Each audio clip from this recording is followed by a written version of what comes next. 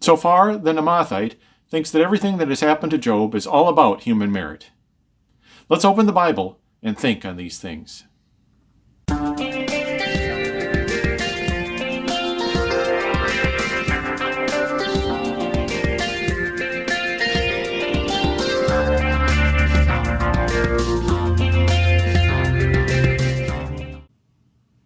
Nathan C. Johnson, Bible teacher. I greet you in the faith and fellowship of our great God and Savior, the Lord Jesus Christ, whose we are, whom we love, and whom we serve. Job's life had come to total calamity, with all that he owned being taken from him and his 10 children all dead. And then his very being, his very body was covered with sores. And this was all Satan trying to bring Job to the place where he would reject God. And yet Job wouldn't do it. And finally, Satan had sent Job's 3 friends to argue with him and tell him that he must have done something to so frustrate Job that he would turn on God. Well, we've seen the first friend, Eliphaz, the Temanite, had argued from the aspect of human experience. In all our experience, no one suffers like you do, Job, unless he deserves it. Bildad came forward and argued from human tradition. The tradition of the old man going far back is that only the wicked get destroyed like you're getting destroyed, Job, so you must be wicked. Job has argued very successfully, I think, against these two. But now the third friend, Tsophar, the Naamathite, speaks up. And Tsophar, even though it's spelled with a Z, we could spell it with a Tsophar. Tsophar speaks up in Job chapter 11 and verse 1. Then answered Tsophar, the Naamathite, and said, Tsophar means twitterer or sparrow, or it could mean impudent, one who speaks impudently. Well, he is going to, certainly. Naamah means pleasantness, and we don't know for sure where it is. There is a place in southern Judah called Naamah, so it could be he's from there. Now, Otis Q Sellers, in one of his last tapes in his tape-recorded library, said that of Tsophar that in his message he assumes that he knows all about God. And he assumes that he knows what God will do in any given case and why he will do it and God's thoughts about it. Then Sellers says, of all the forms of religious dogmatism, this form is really the worst. And it is those dogmatic people who insist that they know God, they know what God is thinking, they know what God is doing over what everyone else thinks. That they have peered into the mind of God and know it. And what dogmatism, what religious dogmatism is that? So we'll see Tsophar's argument starting in verse 2. And again, I'll be reading out of Bullinger's poetic translation of Job. Will not a mass of words admit reply? And must a man verbose perforce be right? So Tsophar mocks Job's arguments as he's just giving out a mass of words. He's just trying to overwhelm his friends by saying a lot and thinking that way he'll win by making his arguments longer than ours. He says, just because you're verbose, Job, it doesn't mean you're right. So he criticizes Job's argument as being too long. I've had people accuse me of that. My sermons or my messages, they're too long. My articles are too long. Well, that's what he accused Job of. Your argument is just too long, Job. Verse 3, thy talk may put to silence mortal men. Thou mayest mock them, not putting thee to shame. So he says, Job, your empty talk might silence men. In Hebrew is methim, which is males as opposed to females, or adults as opposed to children. So we could say methim is adult males. And it's often used kind of poetically, as in poetry here. So he says, you might put to silence methim, you may mock them, you may make fun of them, and none can put you to shame. Verse 4, thou mayest say indeed to one of them, pure is my doctrine, I have shown myself, pure in his eyes. So he says you could argue this with one of them, with just a man, with just a normal individual. You could claim, oh, my teaching is pure. Oh, I'm pure in God's eyes. But he says, verse 5, would but Eloah speak, and ope his lips with thee, and show thee some of wisdom's secrets.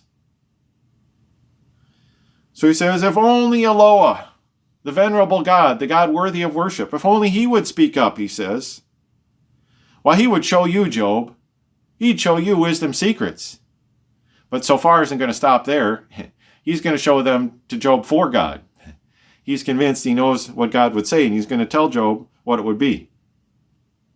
He says, he would show thee some of wisdom's secrets, verse 6, how they far surpass all that is seen. Know then that God exacts not more than thine iniquity deserves. So he says, lo is wisdom which is superior to man's. Why it would show Job, it would show you, Job, and it would show you this, that you got exactly what you deserve for your iniquity. He says, Job, God is wiser than you. The venerable God is wiser than you, and he knows he's given you what you deserve. He knows you deserve this. Verse 7, Eloah's wisdom deep canst thou search out, or Shaddai's perfect way canst thou attain? So he says, Eloah, the venerable God, the God worthy of worship. His wisdom is so deep, how could you think you could possibly search it out? And Shaddai, the bountiful God, his perfect way, how could you think you could attain to his perfect way? Yet, notice, as we go through here, that Tsophar thinks that he has done this, and that he can do this, that he can figure out God's wisdom and proclaim it. Verse 8, it is as high as heaven. What canst thou do? Deeper than Sheol's depths. What canst thou know? So he says, God's wisdom is high as heaven. In Hebrew, that's Shemayim. And Shemayim, just like our English word heaven, is related to heave. And to heave something is to lift it. So that which is heaven is that which is lifted up or exalted. And Shemayim means the same thing, the lifted up, the exalted place. Now in Proverbs chapter 25 and verse 3, we have an interesting statement here that explains what Tsophar is doing here. Proverbs 25:3 says, the heaven for height and the earth for depth, and the heart of kings is unsearchable. Well, Tsophar is using the heaven for height and Sheol for depth, rather than the earth, but doing much the same thing. So he says, God's wisdom is high like heaven, what can you do? And deeper than Sheol's depths. Now Sheol, S-H-E-O-L, skipping a letter we don't have in English there between the E and the O. But Sheol does not mean hell, as it's translated in the King James Version and a lot of versions. Sheol is the Hebrew idea of the state of death. We have some words for states, like poverty is the state of being poor, or ill is the state of being sick. But they had Sheol, which was the state of being dead. And he says it's deeper than Sheol's depths, than the depths of death. And when you go down to death, you've reached the depths, the lowest point a human being can go to. So he says God's wisdom is higher than Shemayim and lower than Sheol. He says, how could you possibly know his wisdom?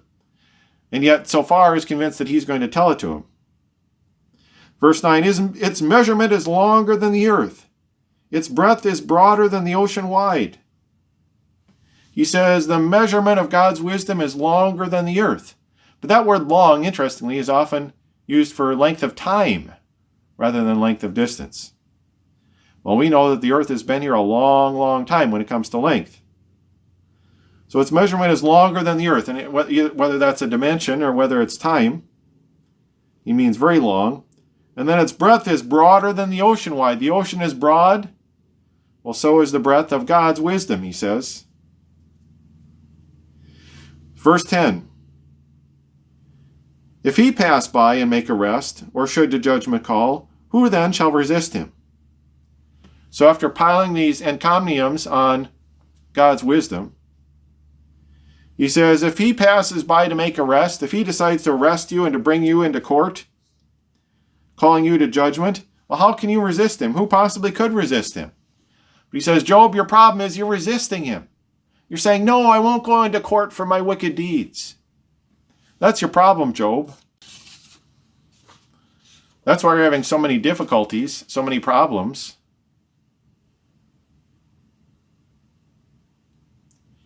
Verse 11, for well he knows the vanity of men, and marks their sin, though seeming not to heed. So he says, oh, God well knows iniquity.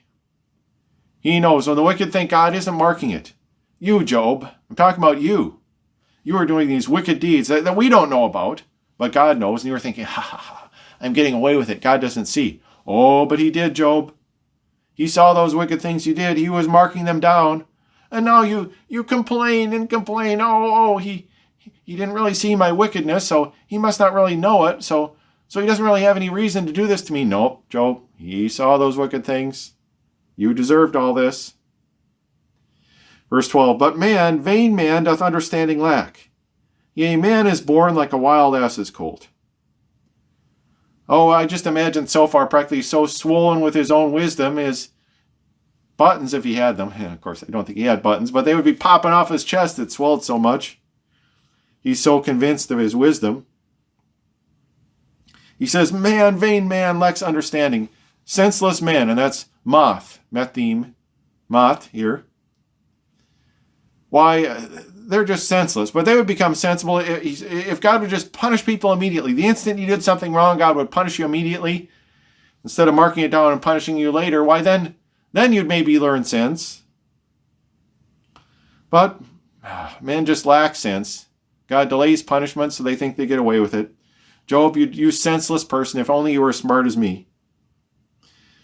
Yeah, man is born like a wild ass's colt, a wild donkey that's never been trained in. That's never been trained. That's you, Job. You're just like a wild donkey who thinks you can get away with whatever you can. And then when you're punished, you whine and bray and don't admit that you deserved it.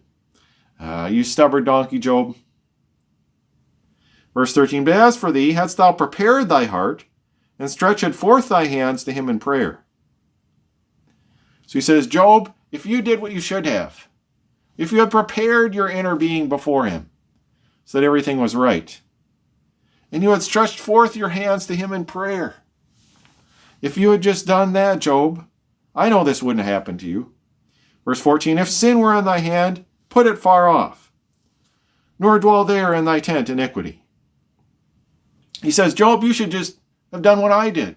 If sin was in your hand, in your power to do it, put it far off. Say, no, even though I have the power to do this sin, I won't do it. If you had just done that like I do it, Job, why then you'd be okay. If sin wanted to dwell in your tent and iniquity and wrong, empty acts, and you just put them off and didn't let them dwell there. Verse 15, thou wouldst thy face uplift without a stain. Yea, firm thou wouldst stand, and need not fear. He says, if you had just put off sin, why, you could lift up your face to God without a stain. Like I do, Job. Look at me. I lift up my face to God because I know I'm an innocent person. I know I'm a good person. Unlike you, Job. And I lift my head high before God. Now, see what I said is Tsophar's perspective, human merit. He says, I am good with God because I deserve it. I've lived such a good, righteous, upstanding life that I can lift my face to God and know there's no stain there. My merit lets me stand before God. Yea, firm wouldst thou stand and need not fear. Like me, Job, stand firm without fear before God. Verse 16, for all thy misery thou wouldst then forget, or think of it as waters passed away. He says, oh, Job, if you just put away sin, if you would just deserve it, why, you could put away this misery. Now remember, Job claimed there's no way for him to forget this. There's no way for him to put it behind him. There's no way for him to pick up the pieces and just move on, because God won't let him. And Zophar says, oh, no, Job, that's just because you haven't put away your sin. You aren't really righteous before God. If you just deserved it like I do, why, then you'd be in prosperity like I am, Job. And all this, you'd just laugh about it. It'd be like waters passed away. It'd be gone. Just like me, I laugh in the face of calamity. I don't have to worry about it because I'm so good. Verse 17, a time would come far brighter than the noon, and thou soar upward like the rays of morn. So now again, he's using his wise platitudes. He says a time would come, an age, a duration of life. He's painting this glorious picture. Your duration of life would be brighter than the noon. Your life that you say is so dark now, it'd be brighter than the noonday sun. You would soar upward like the rays of the morn, like the rays of the sun at the dawn. Your life would be, you would soar. Verse 18, thou wouldst have confidence, for there is hope, and having looked around, mightest rest secure. He says, then you would have confidence, then you would have hope, then you would have security, Job. Like Tsophar thinks he has in his own goodness. Look how confident I am in my goodness. You'd be confident too in your goodness like me. Now the King James Version has, thou shalt dig about thee, and thou shalt make thy rest in safety. But that dig there is to look around. You look around and see your security. Verse 19, and lay thee down with none to make afraid. Yea, many will be paying court to thee. He says, then you would lie down and have no fear. You talk about how afraid you are. Well, that's just because you haven't been good, Job. If you were good, you'd lie down. No one would make you afraid. You'd have all kinds of courtiers coming to you, asking for your favor just like you used to have. And just like I do, Job. Good person like me.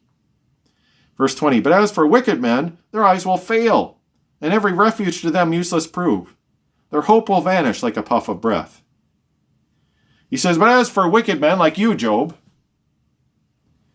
why, their eyes will fail looking for good. They'll never see good.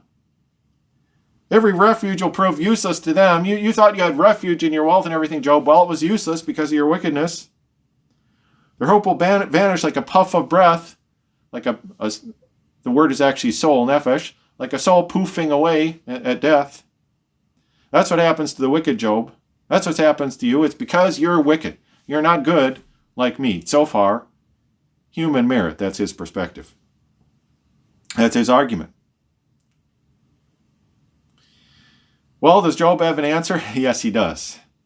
Chapter 12, Job's answer to Tsophar's first address. Verse 1, and Job answered and said, verse 2, ye are the people, not a doubt of that, and as for wisdom, it will die with you. Well, Job speaks very sarcastically. He says, you, wow, you three friends, you are the people. No doubt of that. Why, wisdom will die with you. You've discovered wisdom. You have wisdom like nobody else, and when you die, wisdom will be gone. Well, we still find many like this today. I just look at the generation coming up and shake my head. Because they seem to be convinced that all the past generations, why, they were just bigoted. And they were just prejudiced. And they just didn't know. They were just ignorant. And the enlightened people of today, why, they know. They aren't bigoted or prejudiced. Oh, no. Why, they have the right perspective. They have the real perspective. They have the true wisdom. And all those people of the past, why, they couldn't do anything right or think anything right, but we are the people. We know. And that's what I see in the generations coming up today, and I say, oh boy. You think wisdom will die with you, don't you? Generations coming up. And certainly, I see that in my own generation as well. I can't say that I don't. But I would argue, and I think those past generations that you despise so much would argue like Job does, verse 3. But I have intellect as well as you, and I am not inferior to you. Who hath not knowledge of such things as these? Now we find the same attitude in Bible study, where some seem to think about God, that he would just look down condescendingly on people of the past and say, well, like, they can't possibly understand my truth, so I'm going to have to speak very simply to the way their simple minds will understand it, and anthropomorphize myself and speak in symbols they won't understand. But then these people, Bible expositors, will say, but we today, we have the enlightened perspective. We have the knowledgeable perspective. God, he looked at those people of the past and he had to speak condescendingly to them. But of course he wouldn't have to speak condescendingly to us, because we know and we can see past his anthropomorphizing, and we can see past his language that he had to use for those ignorant people of the past, but that our superior knowledge makes us not need anymore today. And I would just say to these self-superior people, Bible expositors, could you enter this argument with Job and his three friends? Can you argue as loftily as they did in verse, on the fly? Are you as intelligent as these people? And I think Job would say to you, I have understanding as well as you. I'm not an ignoramus like you think me. I'm not inferior to you, as a matter of fact. And I'll tell you what, if God thought humans couldn't understand something, they can't. He was right about that. He's not wrong. And oh, the arrogance of people who argue like this. Yet Job says, I'm not stupid, and he would say that to the same modern-day superior types. He says, who doesn't have knowledge of such things as these? Who can't spout platitudes like you just did so far? You think there's actually wisdom in what you said so far? It's all just a bunch of platitudes. Verse 4, he complains just in general to the people around. My neighbors come and mock me. And they say, aha, he calls on God that he should answer him. And I, an upright man, am made their sport. So Job complains that these three friends make fun of him for calling on God for an answer. He says, I realize I didn't deserve this, and I call on God to explain to me what's going on. And you just make fun of me for doing that. And that's not fair. They make fun of me of calling on Eloah, he uses the same word Tsophar used, the venerable God, the God worthy of being worshipped. They make fun of me for calling on God for an answer. Here I'm an upright man, I am righteous. And yet I'm just their sport, their joke. They make a joke out of me. Verse 5, a lamp is scorned by one who feeleth safe, but 'tis prepared for them of tottering feet. He says, the one who's already safe at home, he despises the lamp. I don't need that lamp. I know where I am. I know I'm safe. But those who have tottering feet, those who are having to make their way in the dark, they're the ones who need the lamp. In other words, you three friends are in safety. You have all your goods back home. You have all your children back home. So you think you don't need a lamp. You don't need safety. You don't need security. You don't need God to explain to you why he did this to me. But here I am with tottering feet, and you make fun of me calling for a lamp. Verse 6, prosperous and peaceful are the spoilers' tents. Security is theirs who God provoke. Abundance doth Eloah give to them. He says this is the reality of it, that those who spoil others and empty their homes and loot and pillage, why, they're prosperous. And their homes are peaceful, not being spoiled. And they have security. Even though they provoked El, the mighty God, by stealing from others, their homes are the safe and secure ones. And Eloah, the God worthy of being worshipped, gives them the abundance. And what about the poor people they robbed and spoiled? So he says, look, your arguments are empty. You all know that wicked plunder enriches people. And the innocent whom they plunder are impoverished. And it has nothing to do with goodness. Just the spoilers are the rich. So Zophar claimed the opposite, but Job says it is just not true. Verse 7, ask now the beasts. Each will thy teacher be. The birds of heaven shall learning to thee bring. So he says, if you would just ask the animals, they would teach you the same. Ask the birds, for example. We know there are birds who plunder and spoil the nests of other birds. And what happens? They get away with it. They're well-fed and healthy.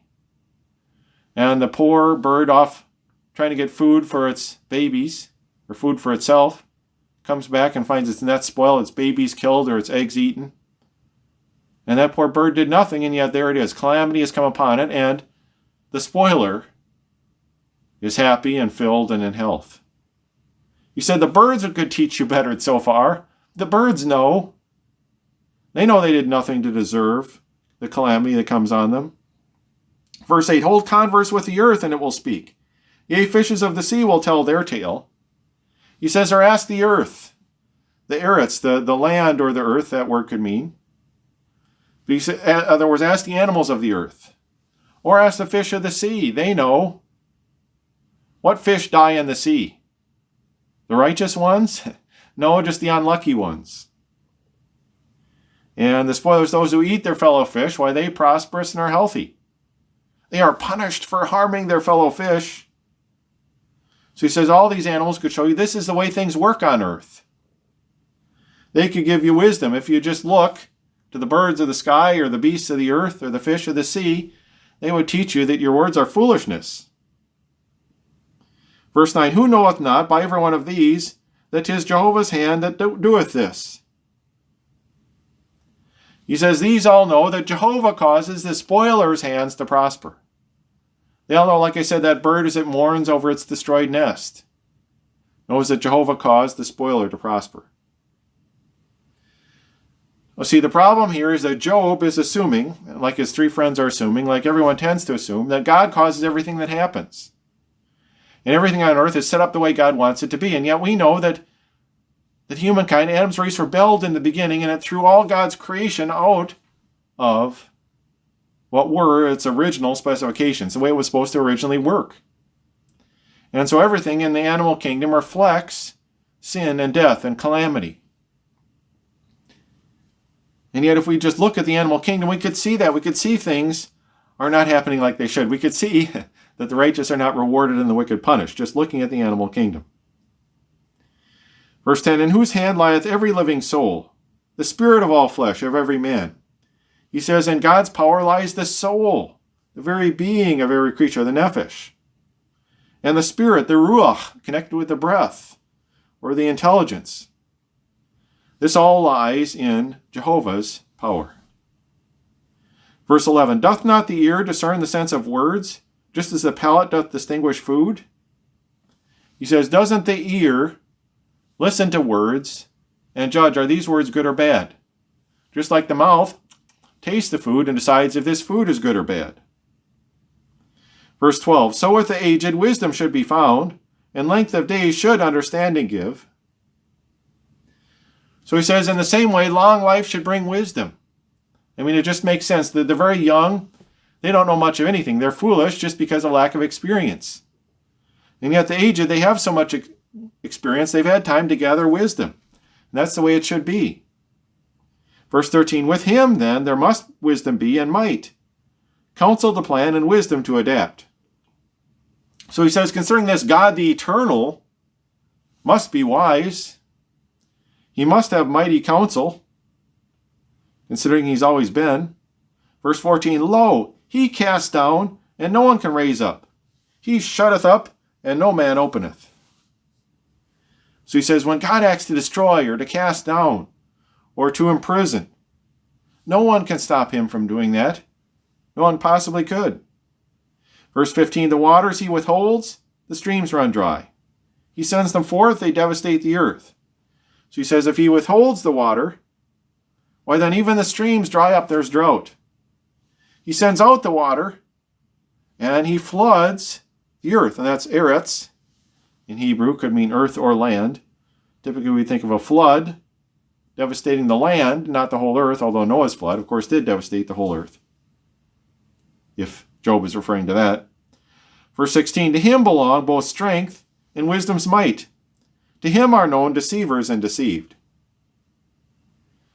So he says to God, to Jehovah, to him belongs strength and the might of wisdom, the strength of true wisdom.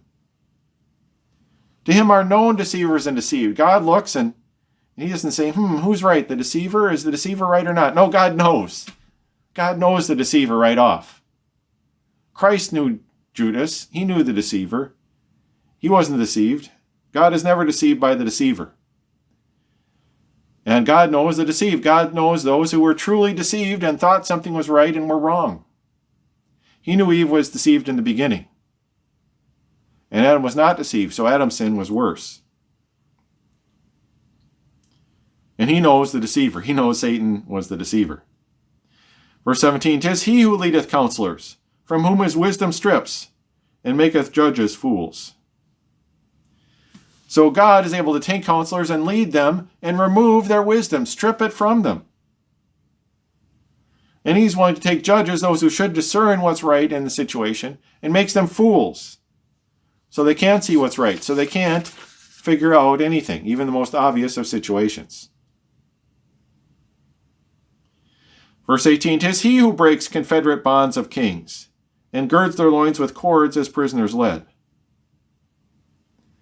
So he is the one who takes kings who were in alliance and breaks the alliance, shatters the alliance that kept kings safe, and then girds their loins with cords as prisoners led. Just causes them to be tied up and made captive and led away with cords as a prisoner. Because he broke their alliance and he broke their strength so they lost the war. He does that.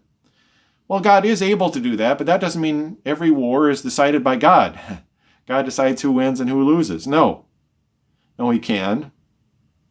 But I don't think in the dispensation of grace he's favoring one nation over another. Verse 19, he leadeth priests of their pretensions stripped, and overthrows the long-established thrones. So he leads priests. Now the King James Version has princes, but that's not right. It is the word Kohen or Kohanim, which means priests. So he takes priests stripped, in other words, of all their priestly garments and their priestly pretensions. He strips them of it. And then he overthrows those who are long established on a throne, on a government, in power. He overthrows them. It doesn't matter how long they've been in power. The long-standing thrones he can cast down just as easy as the recent ones. Verse 20, the trusted speaker he deprives of speech and takes away discernment from the old. So he can take away the speech of the trusted speaker, of the accomplished speaker. And we see how this happened. Remember Ahithophel, who was so valued as a counselor that he said his counsel was like the counsel of God, the scripture says, with both David and his son Absalom. And yet what did God do? Make Absalom not listen to Ahithophel. Made him listen to a deceiver instead, who loved David, so Absalom would fall into ruin, into calamity. Well, God can strip the accomplished speaker of his speech. And he can take away discernment from the old. Job says, wisdom ought to be to the old, and yet God can strip it from them. Verse 21, 'tis he who doth on princes pour contempt, and strippeth of their strength the stout and strong. So the princes here are the nobles. And he says he can take nobles and pour contempt on them and strip the strength of the stout and strong from them. And certainly Job knows what he's speaking of because that's happened to him. He was a noble. He sat like a king, he'll say later in Job.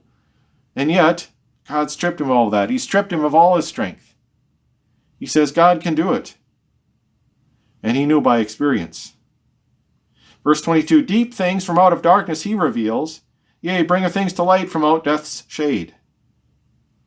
So God reveals hidden things that no one else could figure out, things that are hidden under death's shade. And think of the secrets of the past that are hidden by death. You know, we have in our society murder mysteries, and the murder mystery is someone murdered this person. Maybe the murderer knew who murdered them, but the murderer is dead. The murdered one is dead. The victim's dead. So you have to figure out who the murderer is without the victim being around to tell you. Well, that's because death can hide certain things. Everybody who knew those things is dead, and so death hides those secrets. And yet God can bring to light secrets that death kept from humanity. Verse 23, he maketh nations great, and then destroys. Increaseth them, and then doth captive lead. And nations here are the Hebrew goyim, the nations. And Job is viewing God here as almost capricious. God takes this nation, he says, I'll make this nation great. He says, you know what, I'll change my mind. I'll destroy this nation. Well, I'll increase this nation and make them wealthy. Oh, you know what, I'm going to have this nation be defeated in battle and led into captivity. He says God does all this as he sees fit. Again, not because the nation necessarily earned or deserved it, but just as he sees fit, he says. Verse 24, princes of earth of reason he deprives, and makes them wander in a pathless waste. Now the princes here are the chiefs. The Hebrew is Rosh, which means a head. So the Rosh, the heads of earth. Why? He deprives them of reason. He makes them clueless, as we would say, and makes them wander in a pathless waste. That's tohu, the same word that in Genesis 1:2 is rendered that the earth was without form. Well, a waste that's without form was without paths, without a marked out path or roadway to get through it. So he leads them in formless wastes with no paths to show you the way through. Well, he just takes these nobles there and then causes them to wander there. He says, that's where I am, Job says, more or less. I'm in this pathless waste and I have no idea how to get out of it.